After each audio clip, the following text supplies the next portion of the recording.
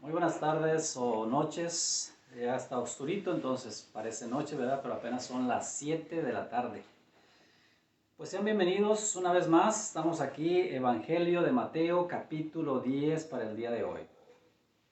En el capítulo anterior, si usted estuvo con nosotros conectado o si lo vio posteriormente, fueron los temas que relata ahí Mateo, fueron cuando Jesús sana a un paralítico, cuando Jesús le llama como discípulo a Mateo mismo, cuando los fariseos y escribas hacen la pregunta a sus discípulos del ayuno y a Jesús desde luego del ayuno, la hija de Jairo, la cual viene el padre de esta niña y busca a Jesús para que vaya a su casa y le resucite, porque ya había fallecido.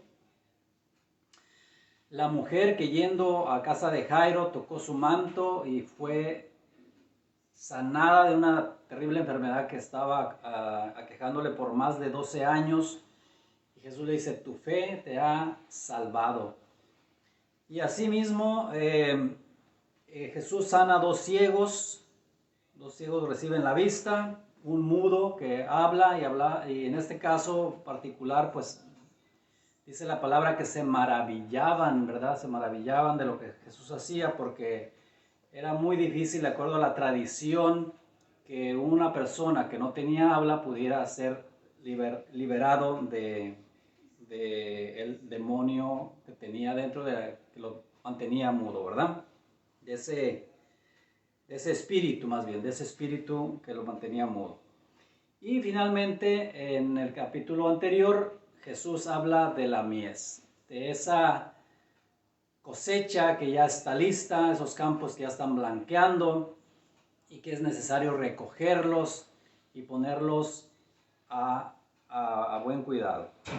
Bueno, pues en los temas de hoy, en el capítulo 10, son 6 temas o subtemas. Jesús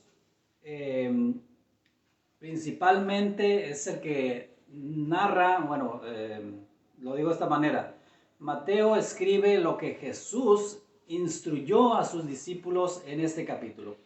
Todo el capítulo fueron palabras de nuestro Señor Jesucristo y habla de la elección de los 12 apóstoles, donde menciona sus nombres y algunas particularidades.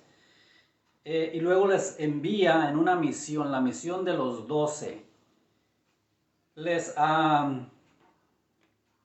advierte sobre las persecuciones venideras y luego hace un énfasis en lo que debemos nosotros de temer realmente. O sea, hay muchas cosas a las que tememos, pero lo que realmente pudiera tener una trascendencia eterna, pues es lo que vamos a ver el día de hoy. Jesús causa división, o sea, Jesús mismo, o sea, la esencia de Cristo en la vida de las personas, pues tiende a causar división entre unos y otros, y eso lo vamos a ver también como subtema, y también al final lo que habla de las recompensas. Pero bueno, de los personajes de este capítulo, Jesús y los 12 discípulos. Como le menciono, es una instrucción que Jesús da desde el principio al fin de este capítulo, entonces el personaje principal pues es él, y se hace referencia a los 12 discípulos que son los que envía a una misión importante. Vamos a dar comienzo con la lectura en Mateo 10, 1 al 4, primeramente, que dice: Entonces, llamando a sus 12 discípulos, les dio autoridad sobre los espíritus inmundos, para que los echasen fuera y para sanar toda enfermedad y toda dolencia. Los nombres de los 12 apóstoles son estos. Primero, Simón, llamado Pedro, y Andrés su hermano. En ese orden los fue llamando. Jacobo, hijo de Zebedeo, y Juan su hermano. Felipe, Bartolomé, Tomás, Mateo el publicano, Jacobo, hijo de Alfeo, Lebeo, por sobrenombre Tadeo, Simón el cananista y Judas Iscariote, el que también le entregó. Aunque no de todos da una reseña, pero sí hay algunas características, como en este caso Simón el cananista, ¿verdad? Y bueno, voy a explicar un poco más al respecto. Cananista o cananita y también celote con Z fueron los apelativos que se usan, o son los apelativos que se usan para referirse a este Simón, porque el otro Simón es Simón Pedro. Entonces, para referirse a este otro Simón, fue cananista o cananita y también celote. Depende de en qué versión de Biblia lo leamos o en qué evangelio, porque uno de los evangelios lo dice de una manera y otro lo dice de otra. Entonces aquí lo dice como cananista, ¿verdad? Simón el cananista. Ahora bien, se deduce que es cananista porque procedía de Caná.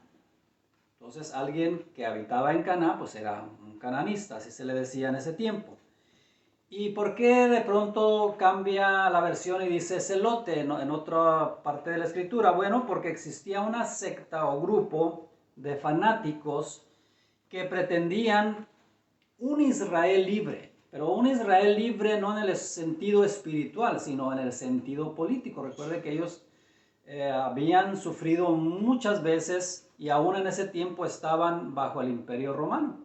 Entonces, ser libertados de esa opresión política de esa nación que los sometía a tributo, pues era un anhelo en el corazón de ellos y este hombre al parecer participaba en ese tipo de movimientos.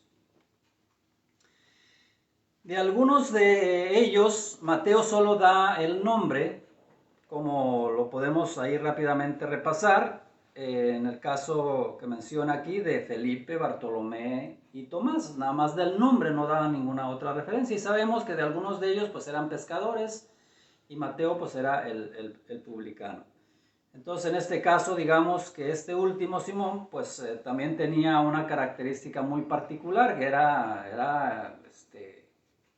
andaba en el movimiento político ahí, por decir de alguna manera, ¿no? Entonces, algunos de ellos, Mateo solo da el nombre y no comenta mayor cosa o nada más. Como fue el caso, en el caso que sí lo comenta, pues es los que ya mencioné que eran pescadores. Y Jesús los conoció de alguna manera andando él ya en el ministerio, cuando él inicia su ministerio y empezó a ir de sinagoga en sinagoga y de ciudad en ciudad y de lugar en lugar, pues él fue conociendo personas y algunas de ellas fueron estos hombres a los cuales llamó. No voy a ahondar más en el tema, pues es algo secundario. Pero pues ya lo mencioné, Pedro y Andrés lo podemos constatar. Les miró, está escrito en Mateo 4, 18 y 19. Mateo 4, 18 y 19 que ya habíamos también, o que ya estudiamos previamente. Y luego Jacobo y Juan en Mateo 4, 21. Ese capítulo y esos versículos de Mateo ya los estudiamos hace unas semanas. Y luego Mateo, el publicano, en el capítulo 9, 9 que estudiamos la semana pasada. Hoy estamos en el capítulo 10, recuerda. Lo importante de resaltar es que pudo haber sido cualquier persona. Eso es lo importante a resaltar. Jesús no vio realmente algo particular en ellos. Pudo haber sido cualquiera. Es como ahora decir nosotros, ¿por qué unos sí y otros no? La verdad es que la oportunidad es para todos. Dios no hace distinción de persona. Entonces, eso es lo importante. No tanto que tuvieran un estatus social o fueran más intelectuales o tuvieran un nivel económico solvente ni nada por el estilo, porque no era esa la pretensión y nunca va a ser la pretensión de nuestro Señor, sino que Él ve al corazón de las personas y para el propósito que él tenía en ese tiempo, estos fueron los elegidos, ¿verdad? Y bueno, dice en lo que acabamos de leer que les dio autoridad. Jesús entendía perfectamente que para hacer la obra es necesario no solo capacitación, que para ese momento ya la habían recibido. ¿Y la habían recibido de qué modo? Bueno, al permitirles estar cerca de él y ver lo que él hacía y escuchar de primera mano, escuchar de primera voz lo que él les estaba enseñando, fue una capacitación desde luego. Esa es la forma en que se capacita. Entonces había una capacitación, pero él entendía que para ir y hacer el trabajo que estaba enfrente, pues era necesario investirlos de autoridad. Y eso aún en lo terrenal ocurre, o sea, en lo secular ocurre de que si tú vas a tener una encomienda, pues se te da un poder para ir en representación. Si vas como embajador, tienes que tener un nombramiento. Entonces aquí también Jesús les dio autoridad. En Efesios 6:12 dice, porque no tenemos lucha contra sangre y carne, sino contra principados, contra potestades, contra los gobernadores de las tinieblas de este siglo, contra huestes espirituales de maldad en las regiones celestes.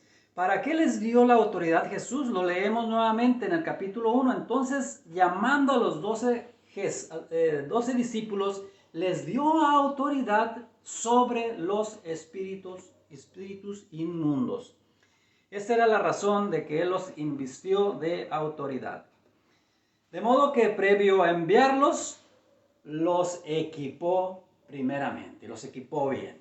Y eso habla de la sabiduría que nuestro Señor posee. La característica de él es que él entendía todas las cosas, él sabe todo, y entonces podía anticipar y prever lo que estaba por venir. Luego en el versículo 5 al 16, que leo a continuación, dice, a estos 12 envió Jesús y les dio instrucciones. Primero los capacitó y ahora les está dando instrucciones, diciendo, por camino de gentiles no vayáis, y en ciudad de samaritanos no entréis, sino id antes, es decir, primero, sino id antes a las ovejas perdidas de la casa de Israel. Y yendo, predicad diciendo, este es el mensaje que tienen que dar. El reino de los cielos se ha acercado. Sanad enfermos, limpiad leprosos, resucitad muertos, echad fuera demonios. De gracia recibisteis, dad de gracia.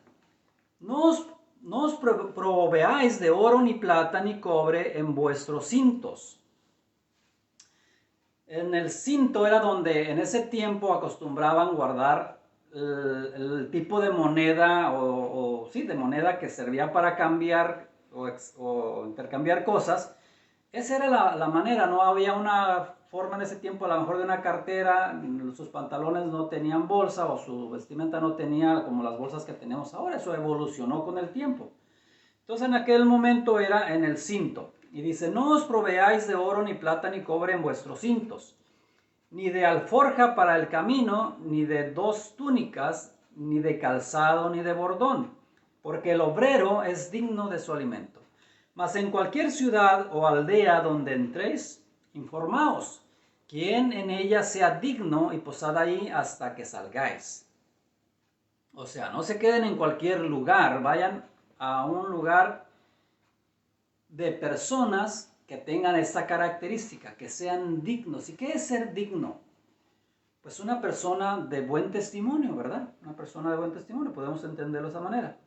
Y dice el versículo 11, y al entrar en la casa, saludadla, y si la casa fuere digna, vuestra paz vendrá sobre ella. Cuando habla de casa no es el bien mueble, sino habla de la familia que habita ahí. Mas si no fuere digna, vuestra paz se volverá a vosotros. Y si alguno no os recibiere, ni oyere vuestras palabras, salid de aquella casa o ciudad, y sacudid el polvo de vuestros pies. De cierto os digo que en el día del juicio será más tolerable el castigo para la tierra de Sodoma y de Gomorra que para aquella ciudad. Y bueno, ya sabemos, por la misma escritura, el fin de Sodoma y de Gomorra. Entonces, alguien que no recibe la palabra de Dios, ya se nos está advirtiendo aquí, que alguien que no recibe la palabra de Dios tendrá una consecuencia. Y esa consecuencia no es que Dios quiera, sino que por cuanto no reciben el mensaje de salvación y no aceptan a Jesucristo en su corazón, pues tendrán en su tiempo una situación de calamidad como la que tuvo Sodoma y de Gomorra.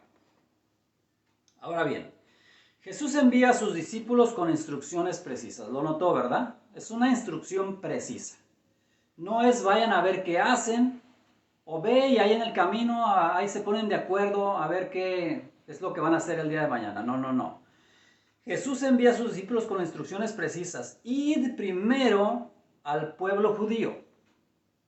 Que en nuestro caso esto indicaría que fuéramos primeros, si a nosotros nos estuviese enviando, estaríamos siendo instruidos a ir primero a los de nuestra familia, a los de nuestra casa. Todo este capítulo que estamos estudiando y vamos a continuar haciéndolo, contiene las instrucciones que dio Jesús a sus discípulos. Esto es muy importante porque una instrucción siempre es necesaria si esperamos que las cosas se hagan conforme lo pronosticado o conforme el propósito. En mi profesión, es un paréntesis, me he topado con algunos jefes de área, con algunas personas que ostentan la autoridad en esas empresas, que se pueden llamar supervisores, gerentes, jefes de línea, etc. Bueno, de algunos de ellos.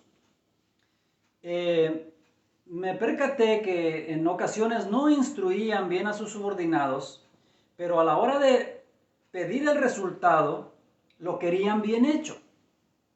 Y lo querían en la expectativa que ellos ya tenían formada. Pero muchas veces no obtenían lo que esperaban y entonces se descomponían y gritoneaban ahí con sus subordinados de una manera terrible, ¿no? Yo les debo de decir que nunca van a lograr buenos resultados si no dices primero el qué, el cómo y con qué. Y eso se llama instrucción. Ahora, si tú no sabes, pues debes de tener la humildad para decir, oye, ¿cómo le hacemos?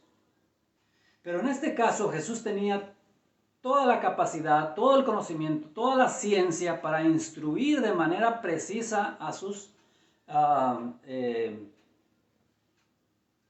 pupilos, ¿verdad? A sus 12, en este caso, pues ya los estaba capacitando. Ya los había capacitado, los estaba enviando con una instrucción precisa y los capacitó y los equipó. Entonces, no sé si estoy siendo reiterativo, pero los capacitó, los equipó y los instruyó. Esas son cosas claves para que suceda pues lo que esperamos que acontezca. Entonces, estos 12 discípulos, estos 12 apóstoles que aquí se estaban convirtiendo en apóstoles, pues ya tenían una misión. Y ese subtema es el que se subtitula ahí en la Biblia como la misión de los 12. Ahora bien, ya los envió, ya les dio la instrucción, pero todavía no se iban. Es decir, espérenme, sigamos leyendo en Mateo 10, 16 al 25. Miren lo que acontece. Recuerde, aquí están los 12, Jesús está hablando con ellos, les da una misión y a continuación, he aquí, yo os envío como a ovejas en medio de lobos. Bueno, Jesús les estaba dando una instrucción, pero ahora les está dando una advertencia. He aquí yo os envío como ovejas en medio de lobos. Sed pues prudentes como serpientes y sencillos como palomas, es decir, humildes. Y guardaos de los hombres, porque os entregarán a los concilios y en sus sinagogas os azotarán. ¿Todavía quieren ir? Sí, ok, continuamos. Y aún ante gobernadores y reyes seréis llevados por causa de mí. Esto ocurrirá por causa de mí, dice Jesús, para testimonio a ellos y a los gentiles. Esto tenía que ocurrir o iba a ocurrir de esa manera porque los gentiles y los gobernadores debían de tener testimonio de ello. Dice a continuación el 19, mas cuando os entreguen, no os preocupéis por cómo o qué hablaréis, porque en aquella hora os será dado lo que habéis de hablar. Está hablando de defensa. ¿Cómo te vas a defender? ¿Qué vas a decir para defenderte de lo que te estén inculpando, de lo que te estén haciendo ellos? No te preocupes. Ahorita solamente escucha lo que te estoy diciendo. Esta es la advertencia, estate atento, pero esto va a ocurrir. En el 20 dice, porque no sois vosotros los que habláis, sino el Espíritu de vuestro Padre que habla en vosotros. El hermano entregará a muerte al hermano. Esto era la condición de la humanidad y sigue siendo la condición de la humanidad. Pero aquí Jesús les está advirtiendo de lo que ellos iban a ver una vez que son embestidos de autoridad y que van como embajadores de Cristo. Esto es lo que van a ver ustedes, o que van a experimentar. El hermano, van a ver que el hermano entregará a muerte al hermano, es decir, no lo duden y puede que ustedes mismos sean entregados por su propio hermano. El padre al hijo, y los hijos se levantarán contra los padres y los harán morir. Y seréis aborrecidos de todos por causa de mí, de mi nombre. Mas el que persevere hasta el fin, este será salvo. Y habla de salvación espiritual. Cuando os persigan en esta ciudad, huid a la otra, porque de cierto os digo que no acabaréis de recorrer todas las ciudades de Israel antes que venga el Hijo del Hombre. El discípulo no es más que su maestro, ni el siervo más que su señor. Hablando de que si a él le iba a ocurrir, pues cuanto más a los que él envía. Bástale al discípulo ser como su maestro y al siervo como su señor. Si al padre de familia llamaron Belcebú, cuanto más a los de su casa. Jesús pues les advierte a sus discípulos que al ir y llevar a cabo la encomienda habrá que estar alertas, pues no es a un día de campo al que los estaba enviando. Porque en esto es necesario, o más bien esto es necesario, porque se puede caer en excesos de confianza. Al estar en una encomienda se puede descuidar la tarea y salir lastimados o incumplir con el mandato. Entonces es importante estar atentos. Además de eso, propiciaría que la encomienda no se cumpla y haya un mal resultado. Hay ocasiones en las que es enviado un comité o un grupo de personas o una persona sola de una empresa a otra ciudad con una encomienda particular. Y déjeme decirle que muchas de las veces se hace mal uso de los recursos de la empresa y se trae malos resultados. Si eso ocurre aquí en lo secular, imagine qué grado de responsabilidad tenemos al estar haciendo la encomienda que el Señor nos dio. Entonces, estamos advertidos, no es algo fácil, pero debemos de estar confiando en que no estamos solos. Cuando Dios es quien nos envía a hacer algo, como es el caso, no debemos temer porque Él mismo es quien nos guarda y nos defiende. Ahora veamos a continuación en lo que resalta Jesús al respecto. ¿Qué es lo que Jesús resalta al respecto? Versículo 26 al 33. Así que no los temáis. Todo eso va a ocurrir, están advertidos, pero no los temáis. Porque nada hay encubierto que no haya de ser manifestado, ni oculto que no haya de saberse. Perdone. Lo que os digo en tinieblas, decidlo en la luz, y lo que oís al oído, proclamarlo desde las azoteas. Aquí viene la clave. Y no temáis a los que matan el cuerpo, mas el alma no pueden matar. temed más bien a aquel que puede destruir el alma y el cuerpo en el infierno. ¿No se venden 2 pajarillos por 1 cuarto? Con todo, ni uno de ellos cae a tierra sin vuestro Padre, pues aún vuestros cabellos están todos contados, así que no temáis. Más valéis vosotros que muchos pajarillos. Ahí me equivoqué, disculpe. Bueno, no temáis a los que matan el cuerpo. La vida y la muerte son potestad de Dios y están en su decisión y en sus manos. Y es mejor que nos halle haciendo lo que nos ha pedido hacer que perdiendo el tiempo en cosas que no edifican. No sé si está de acuerdo conmigo.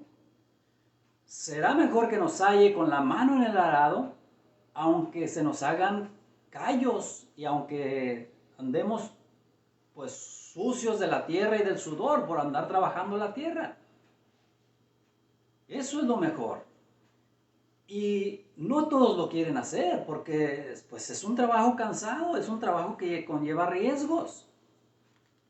Pero eso es lo que conviene. Repito, la vida y la muerte están en potestad de Dios. Ni usted ni yo podemos hacer nada al respecto. Pero si estamos en el lado correcto, quien se encarga de nuestro cuidado es Dios mismo. En el versículo 32, a cualquiera pues que me confiese delante de los hombres, yo también le confesaré delante de mi Padre que está en los cielos. Y a cualquiera que me niegue delante de los hombres, yo también le negaré delante de mi Padre que está en los cielos. Antes de continuar, quiero dejarle de tarea, y pues es una decisión de usted si lo hace o no, pero yo le quiero pedir que lea, por favor, son 2 capítulos de Hechos, el 6 y el 7. Esto porque viene a colación, ahí narra el diaconado de Esteban. A Esteban lo nombran diácono, narra su arresto, es encarcelado, narra su defensa y narra su muerte. Mire, es un diácono, no era también discípulo de Jesús, pero el nivel jerárquico que se dice en la Biblia que obtuvo era el de diácono, ¿ok? Entonces, este hombre, Esteban, fue arrestado por predicar la palabra de Dios. Y esto que les dijo a sus discípulos, a los 12, esto que les dijo, aplica para todos. De que habría hermanos, entregarían a sus hermanos y hijos a los padres y padres a los hijos y toda esa cosa que ya leímos, que es terrible, es una situación terrible que desde luego se vive. Pero aquí es, digamos, el hermano Esteban que va a predicar las buenas del Evangelio de nuestro Señor Jesucristo y es arrestado. Obviamente hay una especie de juicio, pues obviamente para encubrir las apariencias solamente, pero en ese juicio él tiene una defensa que no fue una defensa que naciera de su conocimiento y su intelecto legalista o como abogado, sino que el Espíritu Santo de Dios le habló lo que tenía que decir. Y eso constata lo que leímos anteriormente, que no debemos de preocuparnos lo que debemos de decir si somos llevados ante los gobernadores. Entonces, como no hay tiempo no hay tiempo para leerlo todo, se lo encomiendo, le encargo que lo lea, porque es un complemento a este estudio. Por ahora les comento al respecto que si de verdad somos más que vencedores en Cristo, debemos tener claro que Jesús está mucho más interesado, no que no esté interesado en nuestro bienestar físico, pero está mucho más interesado en nuestro ser espiritual. Entonces, por eso también le pido que lea ese ejemplo de Esteban. Hechos 6 y 7. Son 2 capítulos. Léalo, por favor. Y desde luego nos pide que cualquiera de nosotros que le seguimos, que le servimos, pues obviamente tenemos que cuidar sí nuestro cuerpo. O sea, no estoy poniéndolo como algo desechable, no. Nuestro cuerpo es cuerpo del Espíritu Santo. Miren lo que dice en Corintios, 1 Corintios 6, 19 al 20. ¿Acaso no sabéis que su cuerpo, o sea, nuestro cuerpo físico, es templo del Espíritu Santo, quien está en ustedes y al que han recibido de parte de Dios, si es que le hemos recibido? Ustedes no son sus propios dueños, por tanto nos insta a cuidarlo. Fueron comprados por un precio, por tanto honren con su cuerpo a Dios. Entonces sí debemos de cuidar nuestro cuerpo, pero no en el sentido de tener un temor extremo en el que pues me voy a paralizar y no hacer nada en el nombre de Cristo porque pues entonces me va a venir una desgracia o me va a venir una maldición. No. Si nosotros actuamos conforme lo que Dios nos encomienda a que hagamos, Él mismo velará por nosotros. Eso téngalo por seguro. Y si en el andar nosotros perdemos nuestra vida, realmente la ganaremos porque más adelante lo vamos a leer. A cualquiera pues que me confiese delante de los hombres, yo también le confesaré delante de mi Padre que está en los cielos. Esto es lo que leímos en el versículo anterior. Todo creyente debe confesar a Jesús públicamente delante de los hombres. Si no estamos dispuestos a hacer pública nuestra comunión con Él, no podemos esperar que Él haga pública su alianza con nosotros. Jesús llama a todos públicamente. Realmente no existe tal cosa como un cristiano de la secreta, encubierto o en misión imposible. No. Es públicamente. Cada creyente debe proporcionar evidencia suficiente de que en verdad es cristiano. Esa es la evidencia que debemos de proporcionar si es que nos decimos creyentes. Fíjese, hasta en lo secular ocurre esto de identificarse con el gremio. Si tiene alguien una afiliación a un partido o preferencia política y no apoya a ese partido, entonces pues realmente no lo eres. Para que tú te consideres de un partido, acá en lo terrenal, para que tú te consideres de una afiliación política, debes dar muestras de apoyo. ¿Cómo? Con tu voto. Y en este caso, si tú dices que eres creyente, pero a la hora de la hora te escondes y no hablas de Jesús, entonces no eres.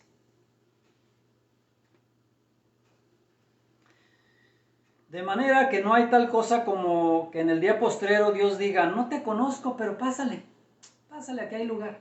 Nunca te había visto, ni me acuerdo si me mencionaste o no. No, eso no va a existir. Lo que Cristo es para ti en esta vida, es lo que será para Cristo en la otra. Dios dará testimonio de ello.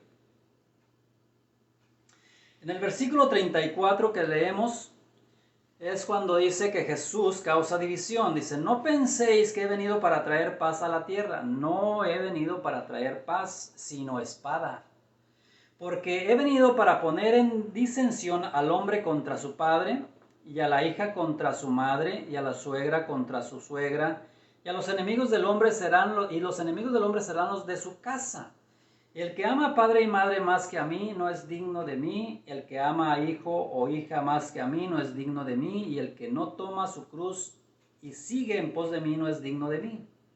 El que haya su vida la perderá, es lo que mencionaba hace un momento. Y el que pierde su vida por causa de mí la hallará. Y esto último es lo que yo tengo subrayado. Debemos de perder la vida indica que nosotros ponemos en prioridad a Cristo, como prioritario a Cristo y después las demás cosas, no tanto que las desechemos o en el sentido de que despreciemos a nuestra propia sangre, no, sino que ordenemos nuestras prioridades respecto de Dios. No penséis que he venido para traer paz en la tierra. No he venido para traer paz sino espada. Así empieza el versículo. El mensaje de Jesús, como vimos en el Sermón del Monte, es un hecho de un mensaje de paz. Entonces no se está contradiciendo lo que dice aquí ahora contra lo que ya había él predicado. No se contradice en lo absoluto. Jesús es el príncipe de paz. Eso nos debe de quedar claramente asentado. O sea, así es, no hay duda. Y en su Sermón del Monte estableció este hecho de que su mensaje es un mensaje de paz. Sin embargo, por lo que acabamos de leer aquí, tratándose de Dios, no podemos estar a medias. No puede estar uno quedando bien con el mundo y con Dios. No podemos dejar de seguir a Cristo porque alguien en la familia nos lo pida. O eres o no eres. Entonces ahí nos tenemos que decidir. Entonces no podemos estar a medias. Con Jesús es sí, sí y siempre sí. Y desde siempre se han distinguido los que le aceptan y los que le rechazan. Entonces hay dos grupos. Los que le aceptamos y los que, aunque ya les hemos insistido, no han accedido o no han aceptado todavía. Y entonces se entiende que estos le han rechazado. Los que le aceptaron y los que le rechazan. Para quienes le rechazan, ojo, para quienes le rechazan, Jesús no es su paz. Entonces Jesús no vino a traer paz, sino a aquellos que le aceptan. ¿Vamos bien? Ni será su salvador si le rechazan. Ni será su abogado si le rechazan. Pero tampoco es el acusador. Jesús no es tampoco el acusador. Si le rechazas conscientemente, si tú conscientemente le has rechazado, Él no es tu salvador, no es tu abogado y no será tu defensa. Y por ende, pues estás expuesto, pero tampoco es el que te acusa. Porque de más está decir que nuestras propias acciones son las que tendrán una consecuencia, ¿verdad? Y desde luego está el acusador, que es el enemigo de Dios. Pero su palabra nos confronta y esa es la espada que Él trajo. La espada es su palabra, pero esta espada es la que nos puede sacar de nuestra ignorancia y por medio de ella nos exhorta a no errar el camino. Porque he venido, dice también, para poner en disensión al hombre contra su padre, y los enemigos del hombre serán los de su casa, así lo parafraseo. La línea divisoria entre los que aceptan a Jesús y los que rechazan pasarán aún, ocurrirá aún entre las familias. Hay familias que no todas han aceptado a Cristo y que sí están contrapuestas porque pues unos defienden una cosa y otros defienden otra. Y a eso es a lo que se refiere Jesús. Esa espada también ahí está dividiendo las familias. El que ama a padre y madre más que a mí no es digno de mí. También lo leímos. En términos fuertes como estos, Jesús explicó que el discípulo debe amar y seguir a Jesús, mas nos envía a los de la casa primeramente para que nadie de nuestros seres queridos perezca. Entonces, todos unánimes, imagínense, todos unánimes en un mismo espíritu con Cristo, no habría nadie del otro lado que se contrapusiese. Esto es lo que realmente anhela nuestro Dios. Que todos en una familia, si son 1000, los 1000 sigan a Cristo y entonces nadie se pelearía porque todos tienen el mismo sentir. Pero si son 1000 y 999 están en contra, pues imagínense al que está del lado de Cristo, pues reciben, claro que están en contra y están siempre poniendo y proponiendo cosas en contra de Jesús. Y a eso es a lo que Jesús se refería, que no permitamos, que van a ocurrir esas cosas, sí, pero que estemos atentos y no permitamos que eso nos desvíe del camino. Y luego finalmente pues habla de las recompensas. Una vez pasado todo esto, capacita a sus discípulos, luego les da una encomienda, una misión, les advierte que tengan cuidado, que las cosas se van a poner feas, pero que no desistan, que si son lastimados y son encarcelados, Él va a ser su abogado y les va a indicar en el momento preciso qué es lo que tienen que hablar en su defensa y todo eso. Y luego termina, bueno, previamente dice que por causa de Él habrá división y disensión. Sí. ¿Por qué? Porque no todos vamos a pensar de la misma manera. Los que ya estamos en la verdad, ahora tenemos bien asentado en nuestro corazón lo que debemos ser y lo que debemos hacer. Pero obviamente hay cosas que se van a contraponer y eso es lo que nos advierte. Bueno, pero aquí dice, ya ha pasado todo eso. Obviamente este es un capítulo nada más que estamos leyendo, pero usted imaginen el tiempo, cuando ya camina con Cristo, en el tiempo, y aun cuando ya no estemos aquí, sino que estemos en su presencia, dice, el que a vosotros recibe, a mí recibe. Esto es cuando ya vamos a hacer la tarea, el que a vosotros recibe, a mí recibe, y el que me recibe, a mí recibe al que me envió. Este es al Padre. El que recibe a un profeta, por cuanto es profeta, recompensa de profeta recibirá. Esto habla del buen hospedador. Y el que recibe a un justo, por cuanto es justo, recompensa de justo recibirá. Y cualquiera que dé a uno de estos pequeñitos un vaso de agua fría solamente, por cuanto es discípulo, de cierto os digo que no perderá su recompensa. Dios habla que el hacer la voluntad de Él, en este caso Jesús está instruyendo a sus discípulos y nos lo hace extensivo a nosotros. Cuando Él instruye y da el equipamiento y nos envía a una misión y nos cuida durante ese trayecto y nos advierte de que tengamos cuidado para no caer y resbalar, también nos dice, ¿saben qué? Lo más importante de esto es que si ustedes son fieles en lo que les estoy mandando, si perseveran hasta el final, yo les recompensaré. Bueno, déjenme decirle que en Cristo todo esfuerzo tiene recompensa. Y esto yo lo he vivido ya por más de 25 años, caminando en sus caminos, en los caminos de justicia.